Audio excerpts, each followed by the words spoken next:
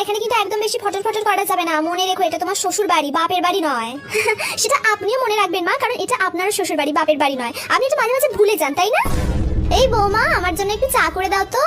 কেন নিজের হাতে নেই, নিজে করে খান। সারাদিন এটা করে দাও ওটা করে দাও, ঢং যত।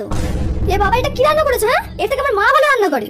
আমি তোমার মা নই গো, তোমার বউ। আর এত যেখানে খাড়িচ্ছে তারা নিজের মাকেই বলো না করে দিতে, সেটা তো বলার কোনো সাহস নেই। নিজে কিছু করতে পারে না, আবার আমাকে বলতে এসেছে। বাবা, নতুন বউ তো দেখছি কিছুই কাজ পারে না। হ্যাঁ, কারণ আমি না এই বাড়ির বৌমা, কাজের মেয়ে নই। এত যেখানে সকালে প্রথমেই বলতে পারতেন আপনারা কাজের মেয়ে খুঁজছেন, এত ঢং করে বৌমা করে আনার কি ছিল? এ বাবা বৌমা, এসব কি পড়েছো? আমাদের বাড়ির কিন্তু নিয়ম, সবাইকে শাড়ি পরতে হবে। ওই নিয়ম না, আপনি আগলে ধরে বসে থাকুন, আমাকে বেশি বলতে আসবেন না। আমার যেটা ইচ্ছা আমি সেটাই পরবো, আর বেশি বললে না আপনাকে বস্তায় পুরো একদম ডাস্টবিনে ফেলে দিয়ে আসবো। বৌমা, কি ব্যাপার, আজ এত সকাল সকাল উঠে পড়েছো? চুপ করুন। কে বললাম এত সকাল সকাল উঠেছি? এই আমি ঘুমাতে যাচ্ছি, বেশি বকে। আর শুনুন, 12টার আগে আমাকে একদম ঘুম থেকে ওঠানোর চেষ্টা করবেন না।